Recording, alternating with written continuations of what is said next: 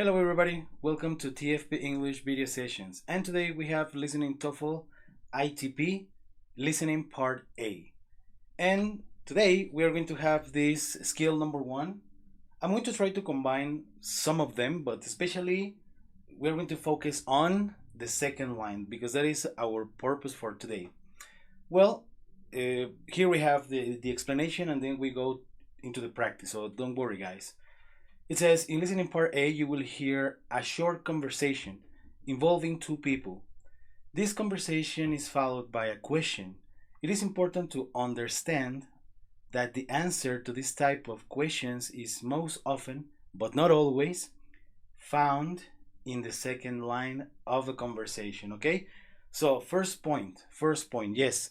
These type of exercises are mainly about the second line. Remember that the conversation, for those students who haven't taken the TOEFL yet and they're about to present it, to take it, remember guys, to consider this, that you will hear a conversation between two people, right? Person A and person B, let's say, no? So you can understand better, no? I'm going to try to make this simple, right? So this skill is about, or at least the intention, the purpose is that you pay attention on the second person, but be careful because it doesn't happen all the time, no? Like the majority of the time, yeah, because all the times that I had taken the TOEFL, or I have taken the TOEFL, they were this type of exercises, and especially in this part A. Don't be nervous, guys. You need to practice for sure. You need to practice a lot, a lot, a lot, a lot. But calm down, take it easy, and you're gonna start practicing like this. Don't worry, this is very simple. As long as you are practicing, and you can make it. You can make it happen. So let's begin here. So here we have a conversation. I'm going to zoom this thing so you can see it a little bit better. So here we have this conversation. Remember, guys, that these conversations are very fast. Number one, number two, they are not repeated. Okay, so the person who is giving you the test is not going to repeat the audio, so you need to pay a lot of attention. One technique that it was very useful for me when I was taking the TOEFL, it was close my eyes and follow the conversation here mentally. You follow the conversation, close your eyes, and repeat the conversation here, like okay. So that is a good thing that you can do, no? Like little by little, you understand, no? Like the context, like everything, every detail, no? For example, here we have an example here which says, the person A says, Billy really made a big mistake this time.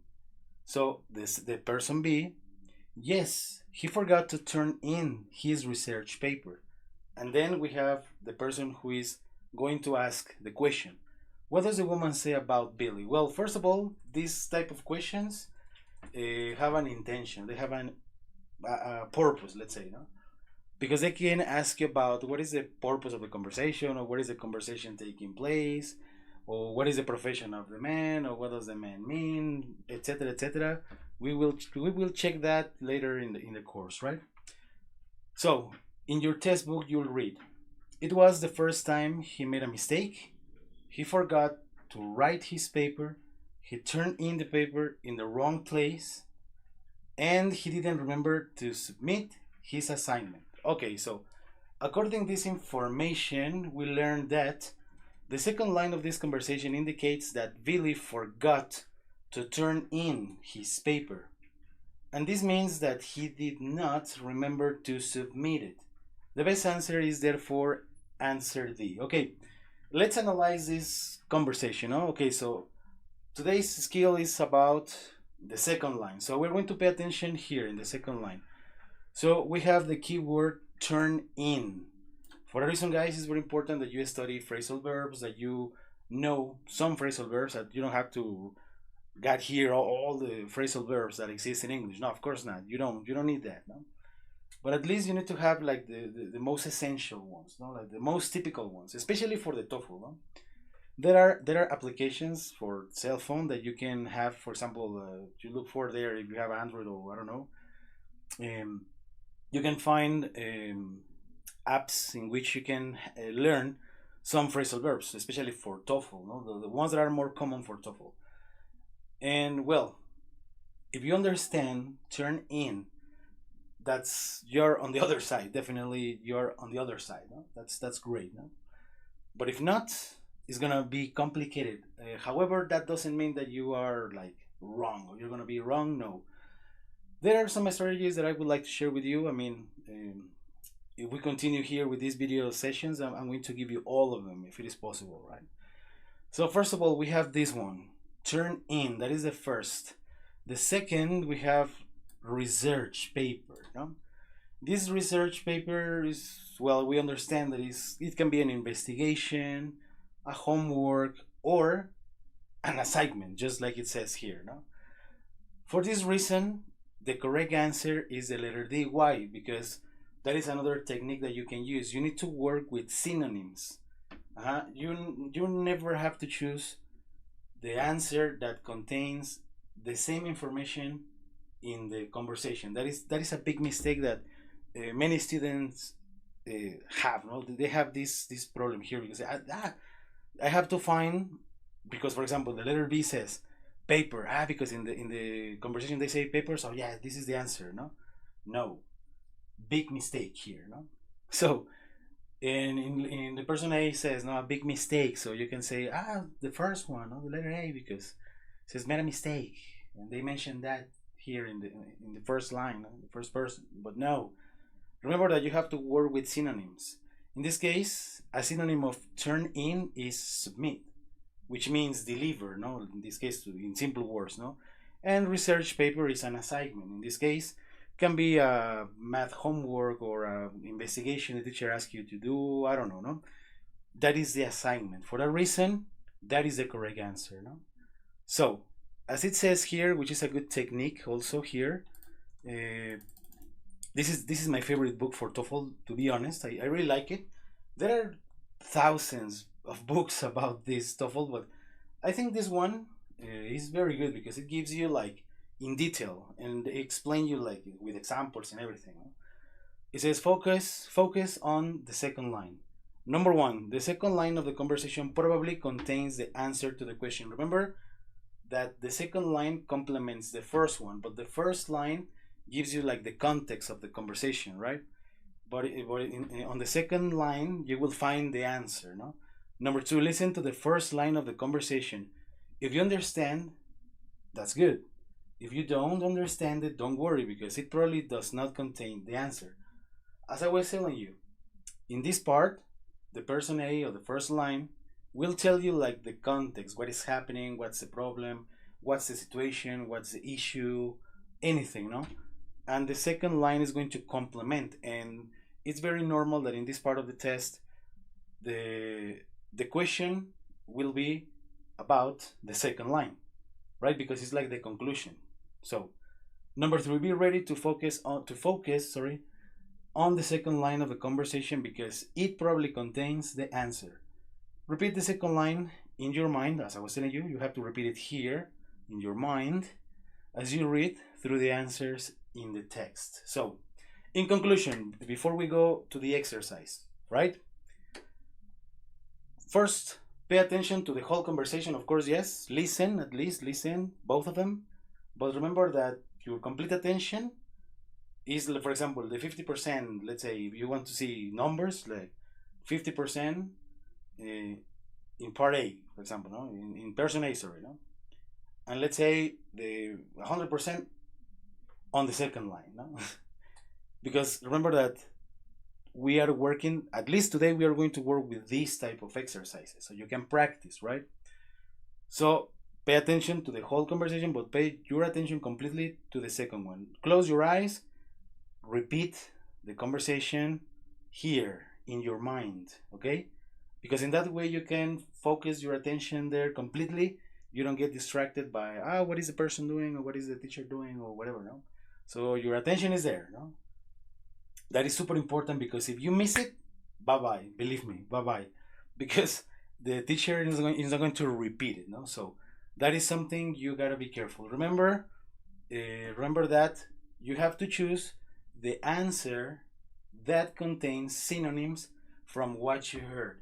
For that reason, it'll be important that you try to get a keyword. You will hear this word very often, sorry, here in the course, because you will hear keywords, not only here in listening, also in reading. It's very common to find this key information, keywords. It's very common, but well, that is for another class. So today's class is about listening. Okay, so let's practice. I have this exercise. I'm going to give you time so you analyze it. I'm going to play the conversation. I'm going to give you time for you to analyze the answers, okay? And then we analyze. Pay attention, guys. Did you study a lot last night? I was quite prepared for the test. Number 1. What does the man mean? I give you time, don't worry.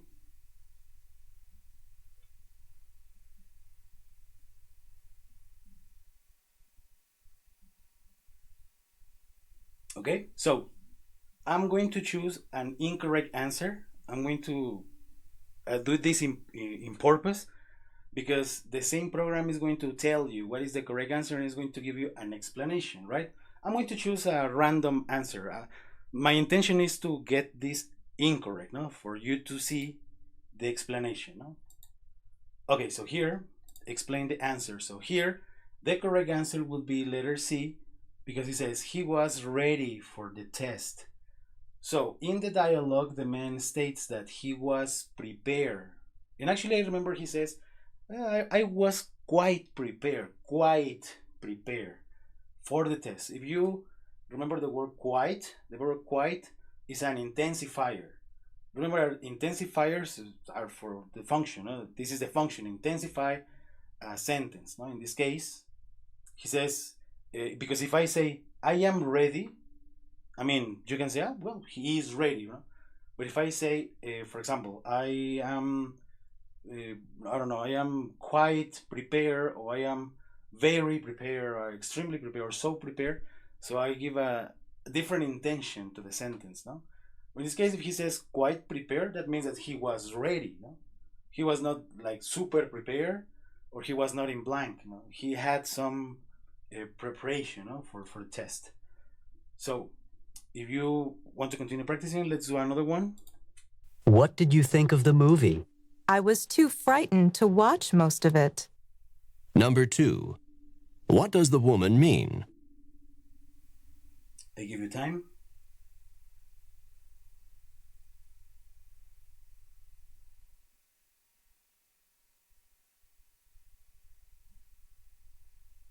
Okay, so I'm going to choose an incorrect answer, a random answer. So the same program gives us the explanation. Huh? Explain answer. So in the dialogue, the woman states that she was frightened. This means that she was scared. And this is exactly what I was telling you. What I told you in the explanation.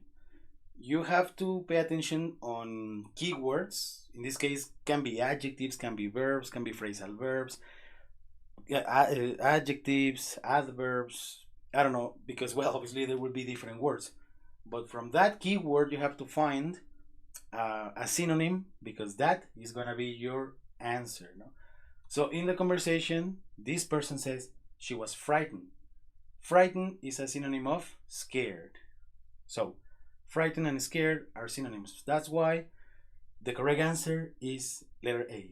Very good, guys. Very good. So we are doing well. Let's do one more. Do you like the older dorms or the newer dorms? I actually prefer the older dorms Why? because they're larger and have more windows. Number 3. What does the man mean? Okay, so this was a little bit more complex, no? But okay, let's analyze. I'm going to choose one incorrect answer. Remember, I am doing this in purpose because I want to check the explanation with you so you understand and you see, right? I want to choose one randomly. So, as it says here, in the dialogue, the man mentions the older rooms and states that they're larger. Okay? This means that the older dorms are bigger. So here we are playing a little bit with grammar. No, this type of question was a little bit different from the other one because now they are playing with grammar. In this case, they are using comparatives. No, and here, so you are comparing, no, the size, no, the size of the room. So let's see the script if you want. No? So the woman asked him, "Do you like the older dorms or the newer rooms?" No? So if you see here, newer, older, comparatives. No, so in this case you have the keyword there. No, so as you can see, well, the question is not about the first person; it's about the second, but it has a connection. No, actually I prefer the older dorms. So comparatives. So your answer has to be something similar, right? Synonyms, right? That's why you got to be careful with that. So guys, that's all for today. Remember that we have a special course for TOEFL ITP. If you are interested, I'm going to leave here in the comment box. I'm going to give you there the information where you can have contact with us, and we can offer you a great discount in one of our courses, so you can improve your TOEFL and you can get a better score. So guys, see you next class. Have an excellent day. Bye.